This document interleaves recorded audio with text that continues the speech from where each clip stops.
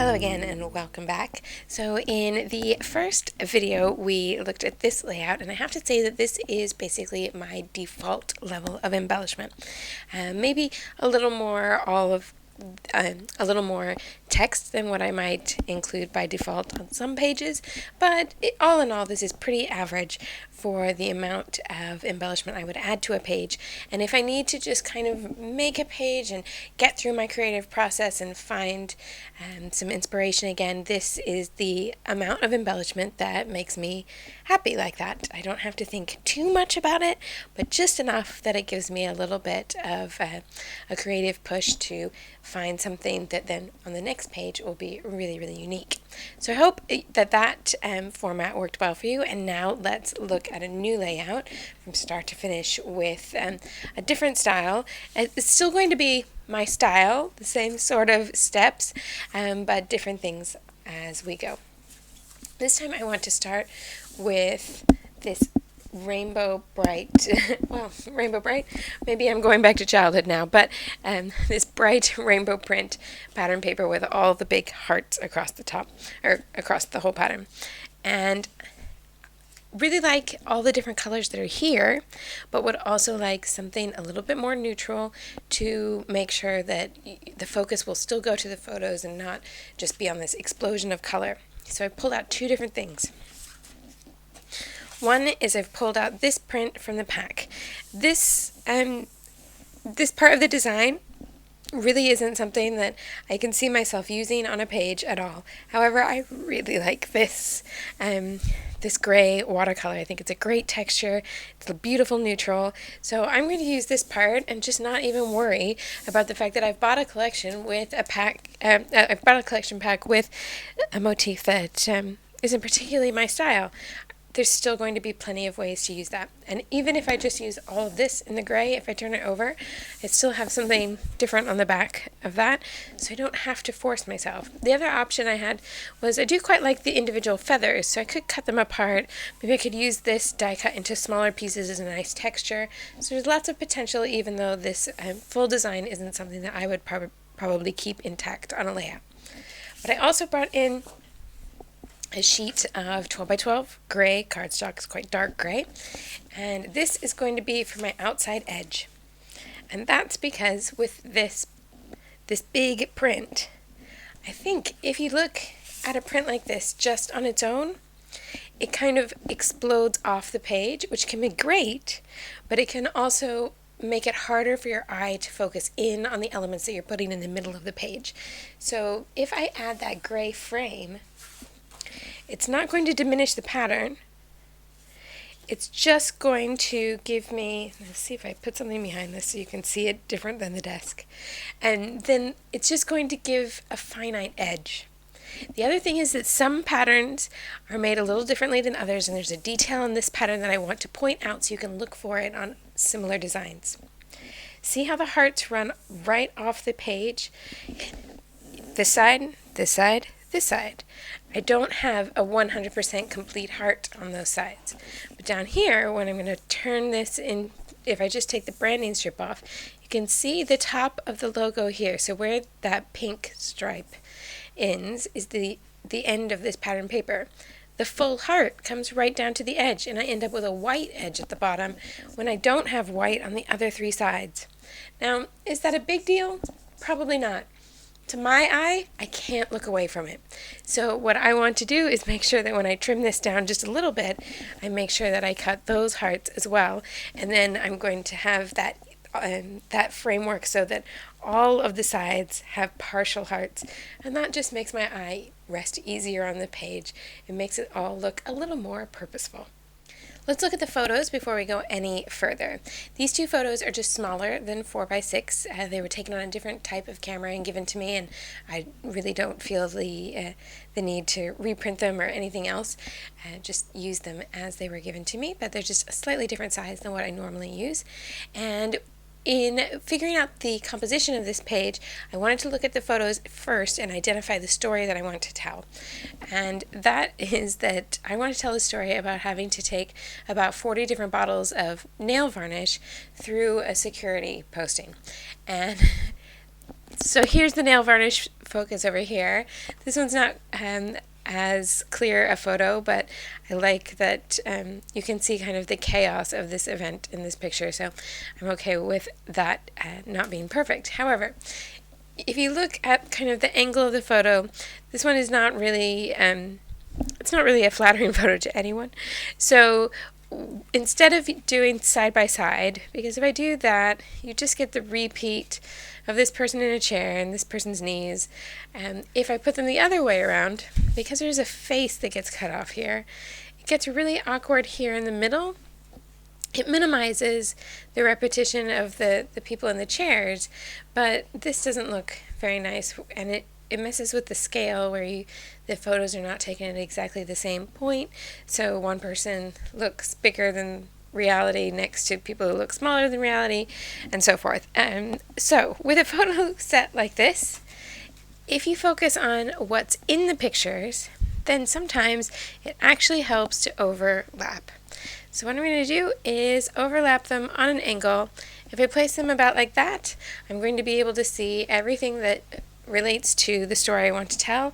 I'm not covering up anything that I want in the picture, so that gives me a pretty good way to go forward. But it's difficult to know how to matte photos like this, and so what I tend to do is work with squares or rectangles that are not going to go an absolute matte around the edge, but just blocks of pattern paper, and then stick the photos on top. Now, what I wanted to do was to work on with this kind of aqua turquoisey color that's in the pattern, and the other one I have in the kit is this horse print.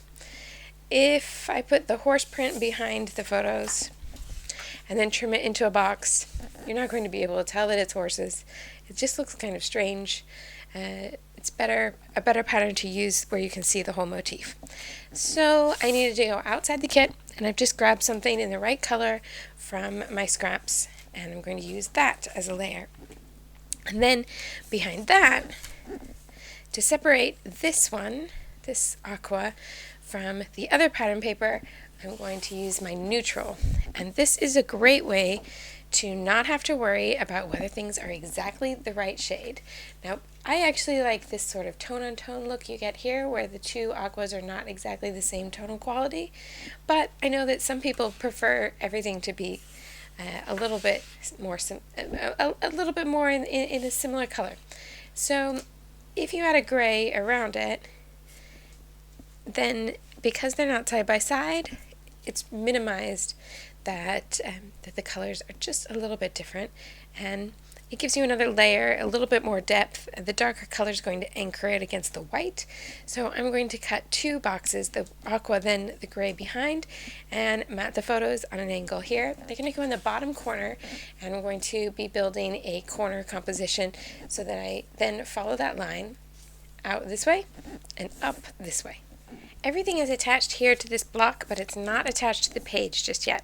And that's because I want to add some depth behind this box, and that requires marking off where it's going to go so that I don't just waste my time stamping things and then not getting things in the right place. So a pencil is your friend, and I'm just lightly penciling in around the straight edges of that gray photo mat so that I can see where that box goes. And then I have some stamps, and I'm just going to be using plain black ink. I'm not going to worry too much about color at this point because there's already so much color there in the background. But I have some words and then some little just kind of small designs that are not going to make too much fuss. Look for things that are a little bit more minimal. So I have some little chevrons, some little hearts, some things that look like stitches, and I'm going to do little groupings of stamps to add some texture. So I can see that this is where my edge is. I'm going to have this little word tuck right underneath that mat. So I want my bottom edge to just go below the photo. Well, that's not the photo itself, sorry, it's the mat. And then I can take other items. So I have one word there, and I can use some shapes to go with it to create a little grouping. And it's okay if some pieces come up here. So I'm looking for this little corner here because my heart has a point, and I can just center it there so that it all fits together, and it's almost then as if it were one stamp, but I've put it together as two. And take some stamps that are smaller pieces. So I'm looking at these little stitch lines here. And I don't look at stitch lines and think that it has to be something that's sewing. I think that it's a small pattern that can add some texture. So if I start just off the edge here, and this time I want a tiny little bit of white space above the frame, but I want that last little stitch on the left to go right into the stamping I've already done, so that will just soak into that ink and disappear, and now I have a bit more texture along the way. And I want to do a few little stitches on the other side of the hello, but I don't want to go all the way off the edge of the page. So I'm just going to mark this off with a post-it note so that I can do the same thing. Start my little X's within the stamping.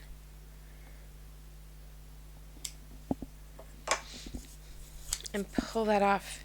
Now I have that bit of texture there without worrying about getting it all the way across the page when I want it as one little unit here. And then I'm going to go to an opposite corner. So I'm going to take my next bit of embellishment down to this corner, and I kind of repeat the same sort of things, but I'm going to be using different stamps from the same sets, and that normally will give me a nice mix to make sure it all goes together. So I can use a different word, and there's nothing to say that you can't repeat it. Sometimes if you get a stamp that has like the perfect phrase for the story you're going to tell or the photos, then I might repeat it 3 times around the outside of the frame. That's absolutely fine. But sometimes you want a different look around the outside edge, and so this time I'm going to use different words with the same technique.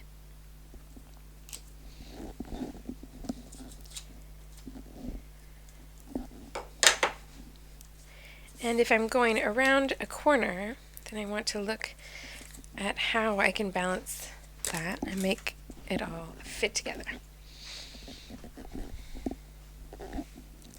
Like using something like this that has a little bit of motion, arrows where you can point it around the corner. And then I'll go back in and add my little stitches. Maybe I'll use the straight stitch instead of the X's on this particular one. If you feel that the black stamping is a little too heavy, needs some color, you can take mist, watercolor, any sort of paint that you want to use, or markers, colored pencils, chalk, anything, and just color in different little elements of the stamps. So I've used a little bit of pink mist here, and it's just drying at the moment. It'll even out a bit. And now I can take my block of photos, and I know exactly where I want that to go because I have those lines from before. So just adhere this right on top, and if you're not sure about whether it needs more color or not, then I would always err on the side of waiting, because you can add more color later pretty easily. And if your stamping has made you want to move this ever so slightly and you end up with some little pencil lines, they're easy enough to take off with a nice white eraser, which works really well with scrapbook papers. So you don't have to worry about getting lines or smearing anything on your layout, because it will all work. By the way, if you're going to paint in part of the stamping, it is worth checking if you have a new ink pad that you've never done that with. If it doesn't say that it's waterproof or anything like that, just check it on a bit of bare paper because every ink formulation is just slightly different, and sometimes you think it's all going to be fine, and then you add the tiniest bit of water and it goes absolutely berserk. So better to just check, but most black ink pads you'll be absolutely fine to bring in a little bit of color and some water, not any trouble. So from here, I want to build up across the page and across this way so that I have a corner design or an L shape, and I've pulled out some different things with colors that I want to include. So I found some more of that kind of muted aqua. I have a little bit of brighter aqua plus the multicolored hearts going on here, and that's from Fancy Pants. The other one's from Cosmo Cricket. And I thought, although this doesn't have the turquoise, there were some really nice gray elements in this set of thickers from Amy Tangerine. So I'm going to start with those in mind. And border stickers or narrow strips can work really well for building that shape. So I'm going to go to the borders first and start with this turquoise strip. And what I'd like to do is run it here, but I think using this plain square edge makes it a little bit blunt on the end, where you have all these nice soft edges. So the easiest way to do a different kind of edge would be to then just turn it into a little pennant edge, where you're cutting a little divot into the middle, and then it will look like a little flag hanging from the top. And that keeps the composition making sense to the eye, because we know that the little flags and things would hang. And I tend to think of composition like that as it needs to sit on a shelf, or grow from the ground, or hang like wind chimes. I don't know where the wind chimes thing came from, but it's stuck with me for a very long time. So I have that little bit of direction here, and then I want to have something this way. Well, likewise, I can't really just run it underneath there. I'm going to destroy all that cute stamping.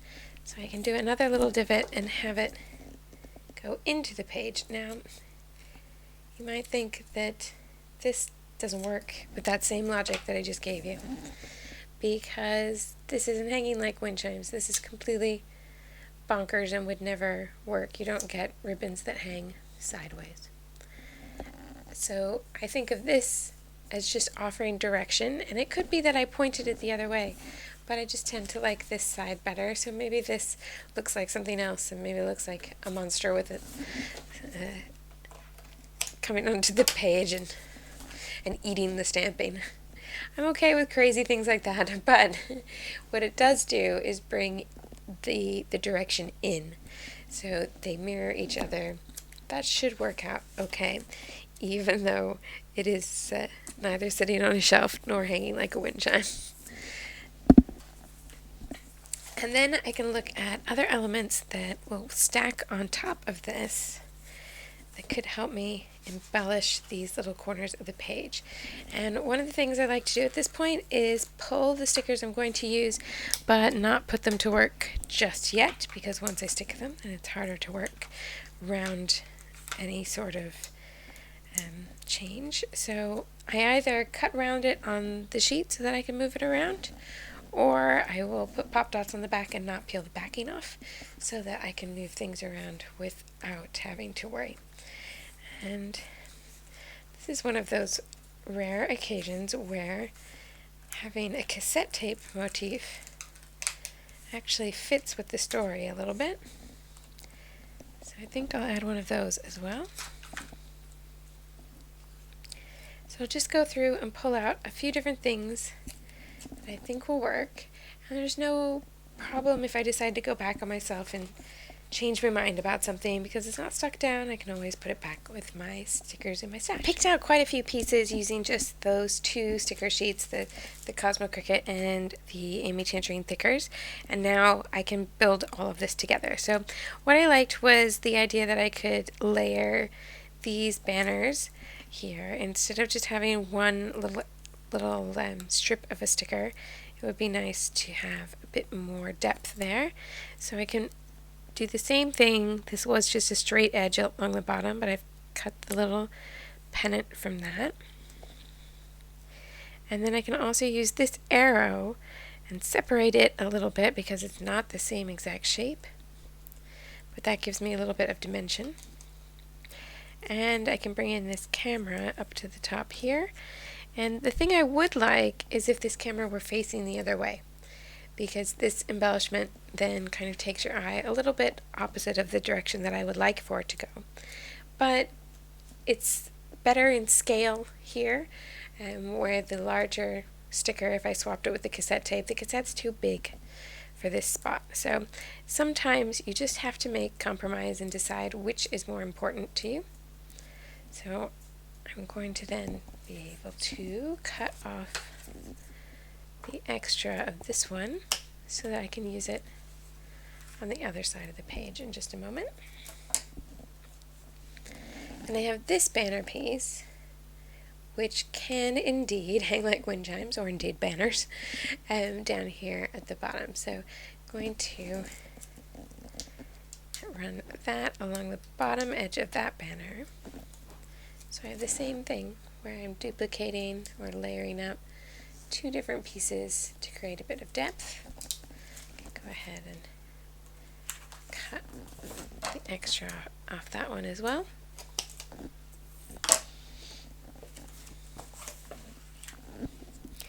And then I also had that little piece from before, so why don't I go ahead and use both of those little leftovers that I had just salvaged.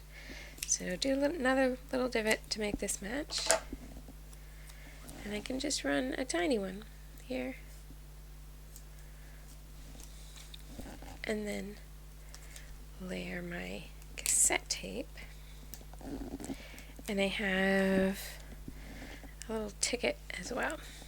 So figure out what's the best spot for those.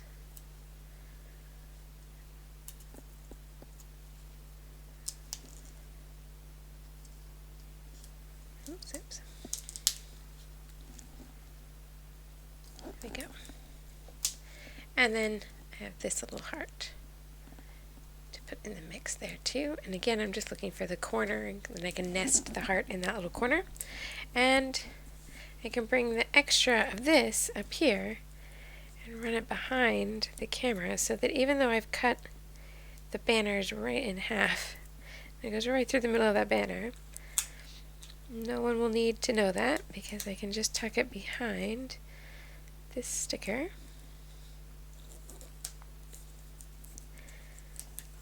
I have this whole little grouping. And sometimes if you're working with lots of different pop dots, you need to kind of double up some places.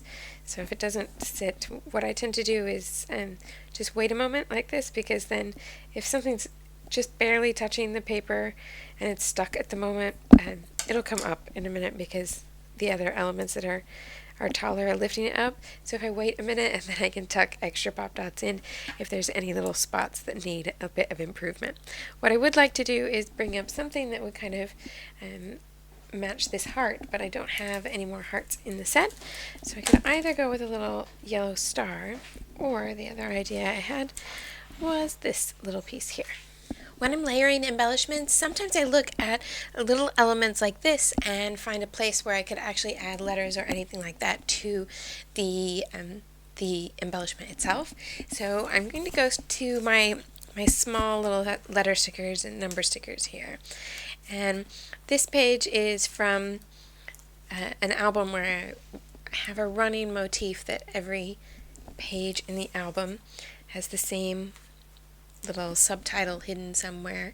Sometimes it's obvious and sometimes it's not, but every page somewhere on it says LDN 2012, because this is my album all about the Olympics in 2012. So I'm going to just stick that right onto the little cassette tape here.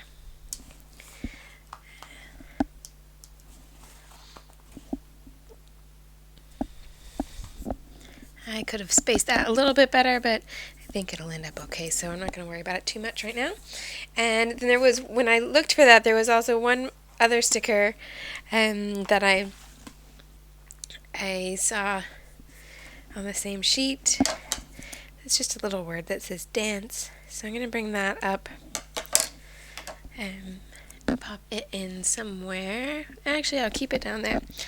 And I'll just put this on pop dots to overlap the ticket and the tape.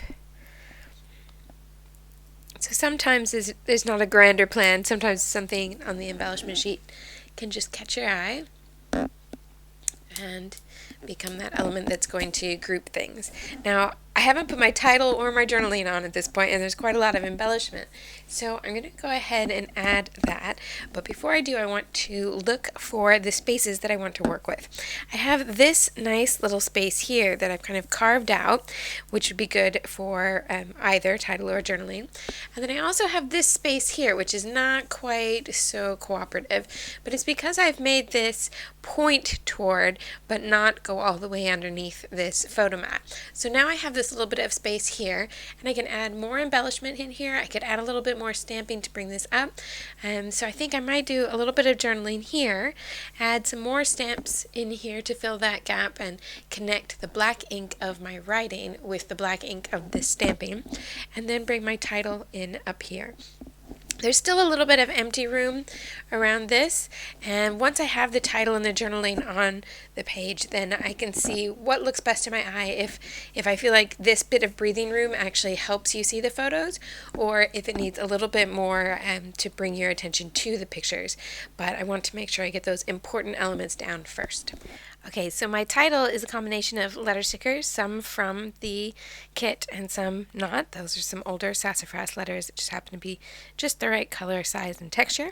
And then one word, all from one sticker sheet, and that's the same sticker sheet that I used yesterday. And maybe this is a really, really simple reminder, but let it be that if you find a pack of supplies that goes well with a set of papers, and it's not particularly an obvious choice, I wouldn't necessarily go, oh, when I look at Glitz papers, I should look at Heidi Swap embellishments. It was just one that I picked up and thought, actually, yep, that works. Then I tend to keep that embellishment set out with that set of papers, or if I'm not working on them all at the same time, then maybe just kind of make a mental note, or I can go back and find that pack because I know it works really well. And sure enough, there was a word that would be perfect for the story I wanted to tell, because this was kind of a quote that leads into the story. With getting into the Olympic Park, you had to go through airport-style security, and it was run by the British military who'd come in to run all the security points. And I had the job of taking all these gazillion bottles of nail varnish through security. Now, they're all small enough to be allowed, but there are so many of them that I knew they would look at my bag and really laugh at who brings an entire backpack of nail polish to the Olympic Park. And so they went through my bags, and they did laugh. And then this big burly soldier in full uniform says to me, well, enjoy the varnish. And so I thought that was an excellent way to incorporate a funny quote as the title of the page, and then introduce the story. So that worked really well. And I've just gone back to a similar pack of embellishments and found something that would be perfect. So don't underestimate the simple steps like that of going back to something that you know can work. Now I'm ready to add those finishing touches, and what I've decided is that I don't mind that there's some nice breathing room here, and I was able, look, to fill that little gap. I don't have an awkward space here because the words fit right inside, but I am feeling that the texture is all very similar. I'd like to add some things that are a little bit different. So the first thing I pulled out were my pink enamel dots and a few of these really iridescent gems. I have no idea what company they're from or anything. I just have those left in what would have been a big pack at some point. And I thought I could just dot these about to have a little bit of color. And I tend to think that they will work really well overlapped with some different elements. So some on top and some underneath. And then mix in these pinks.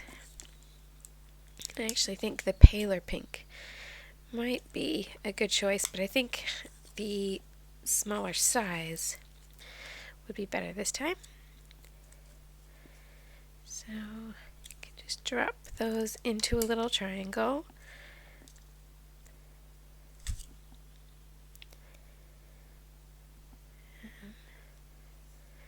Bring this one down to the heart. And then this one over here.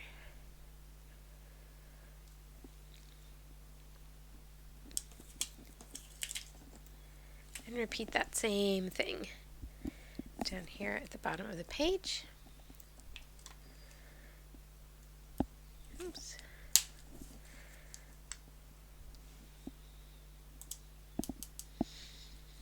So now I'm getting a little bit more variety in that. And then I have all these little small hearts here. And I wondered about bringing in 3 little gray hearts. So there's one larger one and 2 of the tiny ones.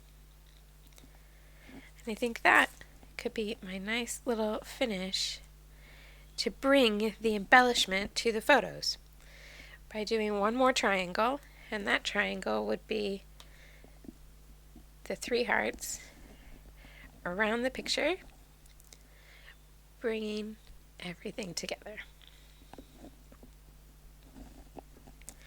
And if that looks still a little bare in these embellishments to you, then the other steps I would suggest would be a little bit of ink or some tiny little black stamping, so you could bring in that same black ink or even just the stitch line and bring it up here. But I think I want just the stamping around the frame so that I don't have too much more busyness up here at the top. So this is where I'm going to call that one done, and I hope that gives you another little example of how you can take that same sort of technique, but this time we're going a little bit more free and bringing in those angles and the stamps. And then in the next video, we'll take it one further step and carry on. Thanks so much for watching, and I'll see you soon.